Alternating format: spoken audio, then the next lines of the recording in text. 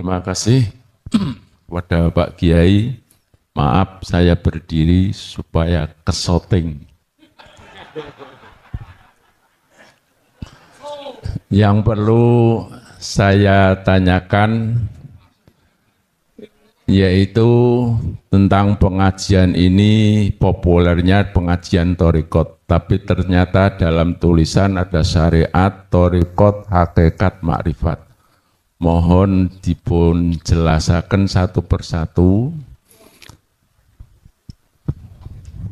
Kemudian tadi Pak Kiai menerangkan tentang sholat.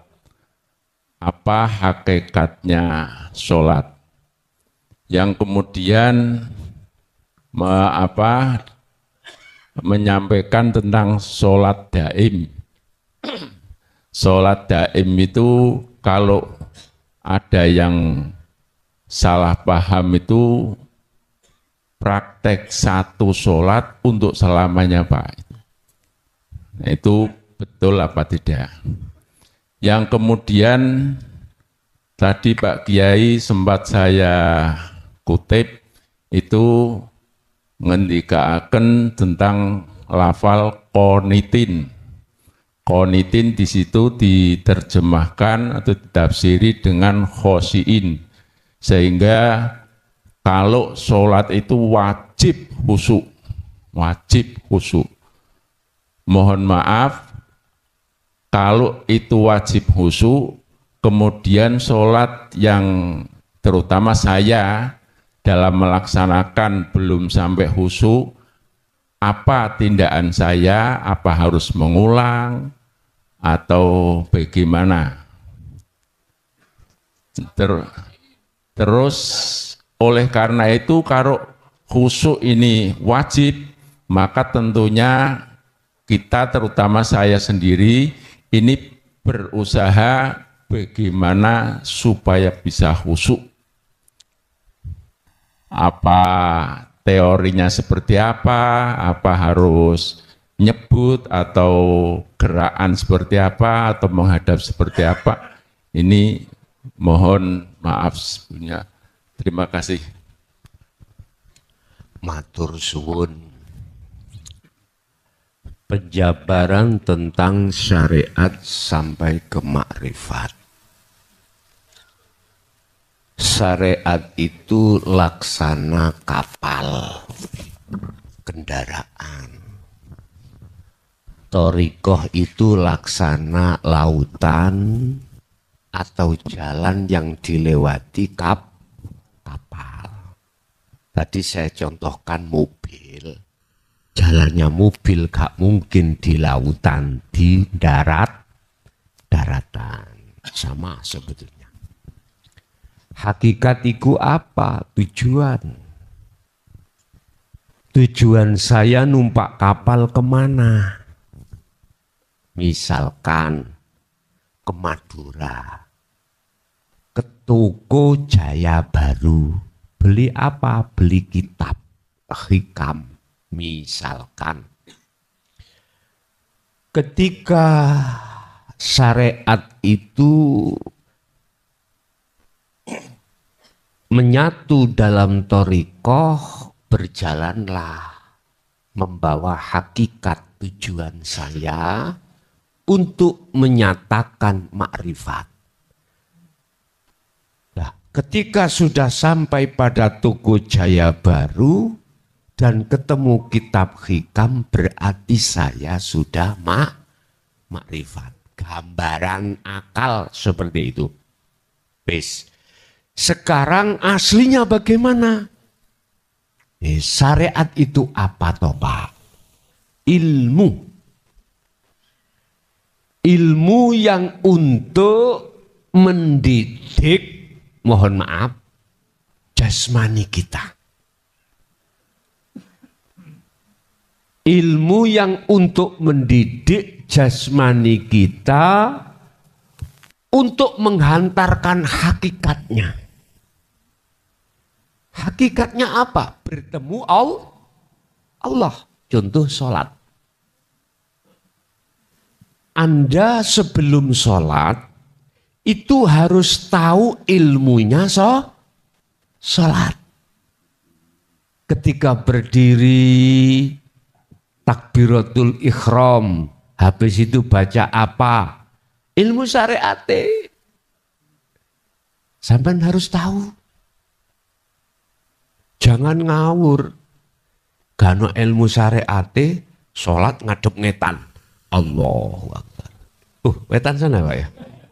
Allahu Akbar. Bingung kula salahe. Wong bingung ya kok aja disalahno lho wong bingung. Cuman wong bingung nek dikandhani gak ngandel jejeken. Wis dikandhani kulon di sana kok gak percaya. Ngetutno keyakinan. Lho nyun sewu Pak, kula kinten nyun sewu. Kula itu sana. Berarti kula bingung toh?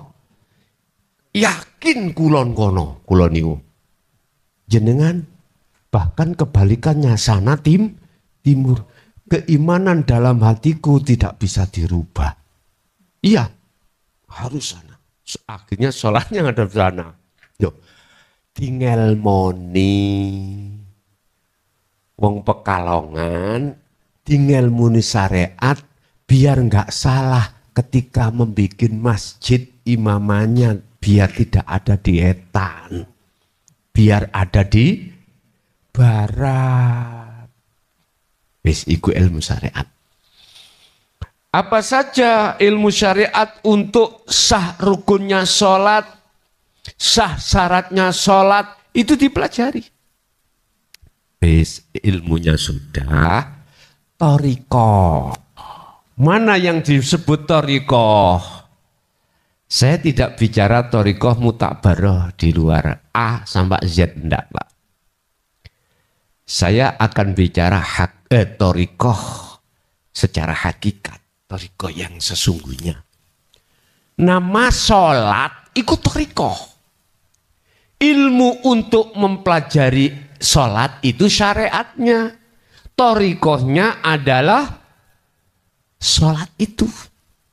Makanya Mbah Dimyati ikut takoni Mbah, thariqah sampean apa ngaji? Thariqah sampean apa sholat? Iku sing gak paham tentang thariqah. Jelas bingung. Sebab kita pahamnya thariqah itu kumpulan-kumpulan yang mutakbarah itu lah, ngoten nggih? Lah, bukan ini, bukan itu yang kumaksud. Sholat ikut thariqah berarti Anda tiap saat dan waktu mulai kecil dulu itu sebetulnya sudah thariqah. Kalau ini bukan kau sebut thariqah, aku takut. Rasulullah biyen thariqahnya apa? Jawab apa A sampai Z itu? Halo? Aku gak menyebut salah satu loh nggih. A pokoknya Z. Apakah Rasulullah dulu itu thariqahnya A sampai Z? Sampai juga kudu peka, kudu angen-angen. Apa isa thariqahnya Rasulullah? Kalau boleh saya jawab, semua aktivitas yang terjadi pada diri Rasul itulah dijadikan beliau sebagai thariqah. Jalan untuk bertemu Allah. Hakikatnya apa? Illa liya'budun, kecuali menyembah pada Allah. Jadi sholatnya itu hakikatnya adalah menghadap untuk bertemu Allah. Pertanyaannya, selama ini sudah bertemu belum? Nek belum, berarti kita belum berhakikat. Apa sih hakikat? Hakikat adalah ilmu juga. Sistem untuk mengajarkan terhadap ruhaniyah kita. Makanya disebut dinul haq. Huwaladzi arsala rasulahu bil huda wa dinil haq. Lah. Huwa utawi maksudnya adalah Allah. Yaiku alladzi Zat hidup arsalakang apa mau? Arsalakang ngutus sapa alladzi rasulahu ing utusane alladzi utusane zat hidup mang. Siapa maksudnya? Lahu mang. Miturut Quran iku Nabi Muhammad pada saat itu. Bil huda dengan membawa petunjuk, wadinil haq dan membawa agama yang bertauhid. Kalau boleh, dinul haq itu pengajaran wa inna ilaihi raji'un. Ya apa bisa nih kembali pada Allah, harus bertauhid untuk mengesahkan. Orang Jawa yaitu ajaran sangkan paraning dumati. Serem. Ajaran gak benar sangkan paraning. Basa Jawa bos. Gusti Allah itu gak ndelok basa Jawa apa bahasa Arab. Ndak. Innallaha la yanduru ila suwarikum wa amwalikum walakinnallaha yanduru fi qulubikum. Gusti Allah iku gak ndelok pintere dohirmu bos. Ndak, gak melihat bahasa. Sing protes monggo proteso. Aku lu gak manggel. Tak terima wae. Lah wong iki iso salat dengan bahasa seadanya bahasa Arab nggak bisa. Kula kecilik iwuru bapak ngaji iso kula niki mong Allahu Akbar tok maca Fatihah gak iso. Allah Akbar tok. Terus artinya Allah Akbar nggih Allah Maha Besar. Kula saged ngono tok. Enggak apa-apa. Enggak ngerti ning ngono tok. Ngoten. Gusti Allah itu gak hanya menerima dirimu itu harus berbahasa Quran. Ndak, bahasa apapun silahkan. Yang penting dong. Gusti Allah gak ndelok, gak melihat status dohirmu bos. Walakinallaha yanduru fi qulubikum. Allah hanya melihat bagaimana rohaniahmu pada Allah. Klik apa ndak? Menghadap apa ndak? Hakikatnya adalah ilmu yang mengajarkan ruhaniah supaya kembali pada Allah, mengesahkan Allah. Bil huda wa dinil haq ai dinut tauhid. Itulah agama yang bertauhid. Makanya mengapa di sini wa anibu tidak ilallah. Kok ila rabbikum? Berarti ini umum untuk siapapun yang beragama apapun. Mohon maaf loh ya, apakah unsurnya dari kepercayaan, gitu. Tapi ruhaniahnya itu sambung bisa terhadap sesungguhnya Allah itu. Urusan nama terserah. Saya itu namanya asli nih Pak Bu. Dulu itu mbok bapak iku ngekei namiku lo Nasihin. Nasihin, awalnya gitu. Terus ada 3 figur yang tidak setuju. Wah, kok dijeneng Nasihin sit? Apa kula namine Rosyid. Ojo. Kowe geran wong telu niki. Wong telu kowe geran. Akhirnya musyawarah, arek iki dijeneng sapa? Dintaktung Mukhlason. Iku sejarah. Terus Mukhlason gede-gede gembulane jeneng ku ngalih. Ada yang nyeluk bel, ada nyeluk klakson. Lah bel iku lak klakson toh. Iya Pak. Saya diceluk bel noleh. Diceluk klakson noleh. Diceluk mukhlas yo noleh. Apa bahasa Indonesia noleh itu, Pak? Menengok. Mohon maaf, yang laisa kamislihi sayun diceluk Allah. Allah. Sang Yang Widi. Semuanya. Itu maksudnya Rabbikum. Makanya orang yang sudah sampai pada ahad tidak fanatik dengan nama. Tapi kalau belum sampai ahad, wis pokoknya kalau tidak nama Allah salah. Yang ngono iku ijo disalahno maklumono. Ngoten lho. Tapi walakin Allah yang duru fi qulubikum, bagaimana rohaniahmu pada Allah? Betul-betul menyembah apa enggak? Jadi hakikat itu adalah sistem ajaran ilmu untuk mendidik rohaniah kita, bagaimana rohaniah kita betul-betul wastanibut tauhid, meninggalkan iman selain Allah, terus anibudullah, bisa menghadap pada Allah. Itu jalurnya tauhid. Kalau sudah itu dibimbingkan, maka berarti syariat dan torikohnya orang ini sudah ada hakikatnya. Apa? 7. Akhirnya ketika sholat tujuannya menghadap pada Allah, sudah bertemu Allah di situ. As-sholatu mi'rajul mu'minin, ketemu, berarti ini sudah makrifat. Paham ya? Wes saiki sholat. Apakah kerja juga begitu boleh? Boleh.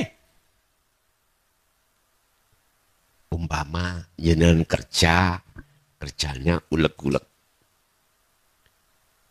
Masa jangan lodeh, iwak klotok. Wis ngerti ledeh yo gak kapok. Kita bikin jangan lodeh, ada ilmunya. Boten ngawur. Kalau kita nggak tahu ilmunya, kunci dilebokkan. Dilebokkan ya. Dimasukkan. Ya. Keluar dimasukkan. Ilmunya bukan itu. Lodeh itu yo bumbu pepek, termasuk kalau bisa ketumbar, lombok, jahe kayak ana titik, ojo akeh-akeh cekak sengak. Kasih aja di situ laos. Laosnya kena ditutuk, kena diulek. Kalau bisa dilembutke semuanya. Ojo lali jeruk purut, jangan lupa jeruk purut.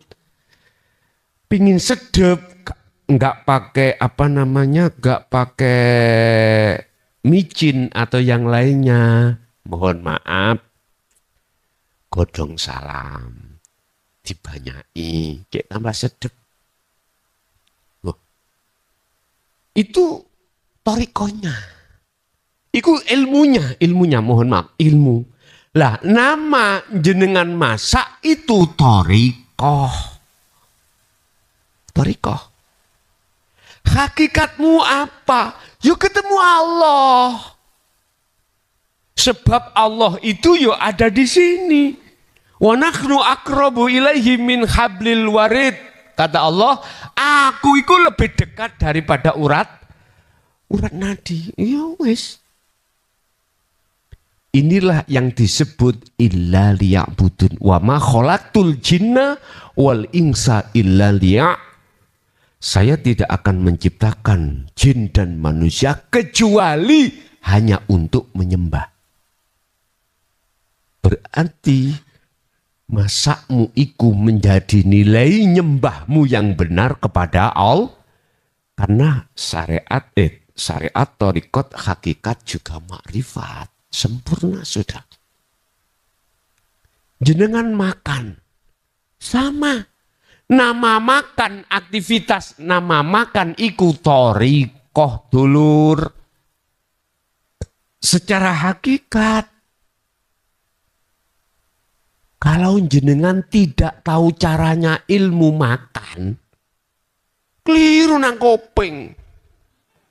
Mestinya ilmunya ke mulut. Nyun sewu, pernah tahu jenengan dulu jadi anak kecil? Ya, makan. Nganten nggih? Karena belum tahu ilmunya. Ibunya yang menyuapin. Sudah besar, sudah diajarkan ilmu syariatnya makan. Baca bismillah. Bismillah. Tujuannya apa? Ruhmu itu madepo nang Allah. Kalau ruhmu itu tidak menghadap pada Allah, maka makanmu itu atas dasar bisikan nafsu untuk menghilangkan lapar. Itu.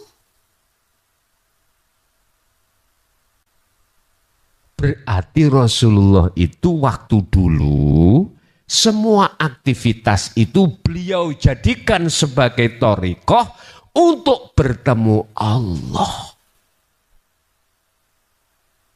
Wes, itu pertanyaan pertama. Jadi apa itu syariat? Ilmu untuk mendidik jasmani kita supaya hablum minan nas itu benar. Apa itu thariqah? Adalah nama semua aktivitas.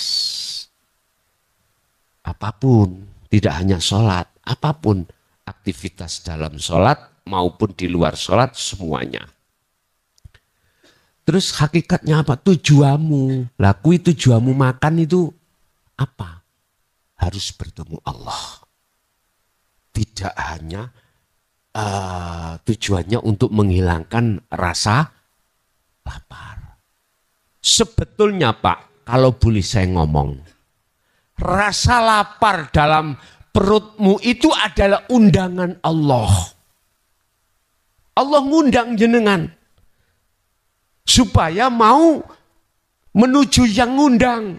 Artinya ketika jenengan dahar, ruhaniyahmu itu harus nyun sewu, bertemu Allah di situ. Sapa sing ngangkat nasi? Sapa sing metengno nasi? Memasakkan nasi. Siapa yang menghantarkan nasi sampai ke lambung? Disuruh kembali. Wad'u ila rabbikum. Baliyo nangane Tuhanmu. Mestinya gitu. Wes, yang pertama. Terus yang kedua, apa mangla? Lali bos. Qanitin. Dalam surah Al-Baqarah 238 tentang qanitin.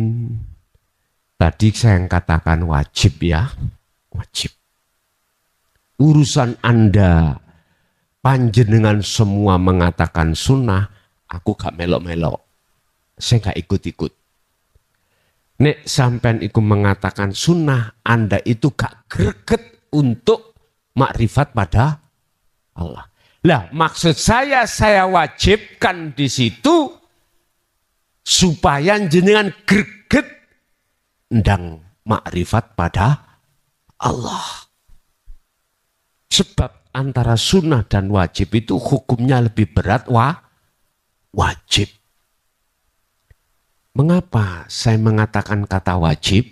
Karena sebelum qanitin itu ada kalimat wakumu, itu kata perintah. Dan tegakkanlah. Lah ini, jagalah. Lah ini, kalau saya mengartikan wajib. Jagalah, tegakkanlah, bukan jalankanlah. Yun sewu. Sampai cari ning Quran ya. Tentang masalah bab sholat. Secara syariat ya. Bab sholat. Ya. Mesti pakai kalimat koma. Nggak ada yang memakai kalimat fa'ala. Nggak ada. Mana ayat yang menjelaskan tentang sholat mesti pakai koma. Koma asluhu qawama ala waznin fa'ala. Walaupun pakai wazan fa'ala, tetap ning Quran itu tidak pakai fa'ala. Tetap koma. Apa perbedaannya? Kalau koma itu Pak ya, kalau fa'ala hanya menjalankan secara fisik. Tapi kalau koma, maknanya adalah, artinya adalah menjaga. Wah, ini lebih berat. Menyentuh pada ruhaninya. Menjaga. Berarti jagalah hatimu dari belenggunya bisikan nafsu alladzi yuwaswisu fi sudurin nas. Sebab kalau tidak kau jaga itu, kau akan ditiupkan oleh nafsu, lalai pada Allah. Fawailul lil musallin alladzi an salatihim sahu. Lali terus bos. Tapi kalau kau menjaga, qad aflahal mu'minuna alladzina hum fi salatihim khashi'un. Al-Mu'min ayat 1 dan 2. Berarti koma itu tidak hanya menjalankan, tapi menjaga. Menjaga. Jogo songko dini. Nafsu yang masuk dalam jagatnya ruh. Yang nafsu itu wama ubari'u nafsi inna nafsa la amratum bisu. Ngejak lalai pada Allah. Biar tidak terjadi seperti itu, jagalah. Dengan apa kita menjaga? Zikir. Adzikru bisiril asror. Mengapa saya katakan qanitin, khusyuk wajib? Dengan begitu Anda ini biar lekas untuk menuju dan bertemu pada Allah. Akhirnya diteruskan. Wakumu, dan jagalah sholat itu qanitin ay khashiin, dengan khusyuk. Khusyuk itu apa Pak? Khusyuk itu tarkibnya, definisinya adalah hatimu sudah tidak pernah mengakui kalau kau yang melakukan. Dalam hatimu bergemuruh akunya Allah. La ilaha illa ana. Berarti sudah sampai pada tauhid puncak ana. Itu tadi. Nah. Terus yang ketiga, apa? Bagaimana kiat-kiat sholat yang khusyuk? Ingat ya? Pun gini. Kalau toh itu wajib, bagaimana kiat-kiatnya caranya sholat khusyuk? Kembali sederhana, pada waktu jenengan takbiratul ikhram atau sebelum takbiratul ikhram, lekas masukkanlah zikir sir, zikir rasa, zikir iman dari su'aul basirah. Lagi. Ngapunten, kalau gosok imane.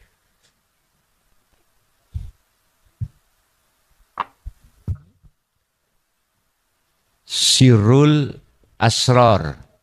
Niki dzikir yang tidak pernah diterangkan baik di syariat maupun di thariqah.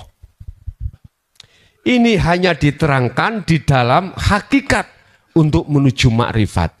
Yang munculnya tauhidnya la ilaha illa anta subhanaka inni kuntu minadz zalimin. Karena mengapa anta? Anta itu berarti Anda sudah dekat. Merasa Allah itu dekat sekali, sudah merasa dalam hatimu ada cahaya nur, rasa kalau Allah itu sudah dekat. Di sini ada tiga pintu, rasa atau iman. Inilah yang kusebut su'aul basyirah.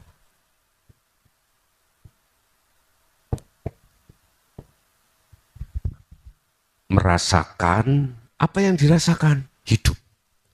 Sesungguhnya itu Allah. diyakini sesungguhnya itu Allah. Hanya dialah yang berperan atas semua segalanya. Kan gak diucap, Pak. Dirasa atau diimani. Siapa yang mendirikan, siapa yang merukukkan pun. Kalau hatimu kok sibukkan dengan dzikir tersebut, maka nanti akan naik di pintu kedua, yaitu Ainul Basiroh. Apa Ainul Basiroh? Bertemu. Contoh, logikanya ini Pak. Yun sewu.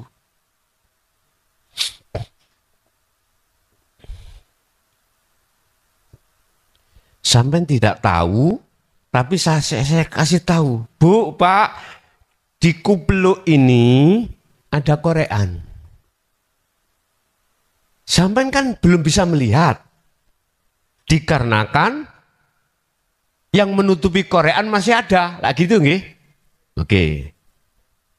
Sampai saya kasih tahu, Pak, Allah itu di dalam dan di luar dirimu yang disebut hidup. Yakin sudah. Tapi belum bertemu. Itu tempatnya kita di Su'aul Basiroh. Teruskan rasa itu. Terus asah terus. Ya. Nanti ada waktu tertentu sendiri yang disebut Ainul Basiroh. Melihat, bertemu. Kalau ini sudah dilepas. Artinya hijab-hijab dalam hati kita tentang Masyiwallah, perkara selain Allah yang disebut makhluk termasuk nama ruh, itu fana, tidak berlaku, maka nyatalah ini. Kalau sudah jenengan makrifat, nggak mungkin nafsu itu akan bisa menipumu terhadap selain Allah. Nggak bisa. Sama halnya gini. Ini kan sudah tahu ini Korean nggih. Umpama aku nafsu. Pak, ini bukan Korean tapi onde-onde. Percaya? Nggak percaya. Karena iman sampan sudah di Hakul Basiroh, sudah di Ainul Basiroh, kemudian yang ketiga Hakul Basiroh menyatakan, oh iya, hidup kang sejati itu laisa kamisli sayun, secara syariat disebut Allah. Paham? Itu caranya. Jadi ketika jenengan sholat, sibukkan hatimu dzikir sirul asrar, urusan lesan baca Fatihah sesuai dengan rukun-rukunnya. Iya, lakukan. Yang terpenting ruhaniyahmu itu sambung terus nang Gusti Allah, dalane sambung lewat dzikir sirul, dzikir yang tidak ngucap tapi. Dzikir yang tidak ngucap ini disebut sirul asrar. Diem. Makanya Nabi Yunus ketika topo di dalam perutnya ikan, diem. Orang topo ya diem, Pak. Melihatlah orang bertapa. Meneng. Lah nek ngucap iku wong wirid. Wiritan. Ya. Nek orang khalwat diem. Diemnya itu ruhaniyah wa amilus sholihah. Kalau ngucap itu namanya wirid. Wirid.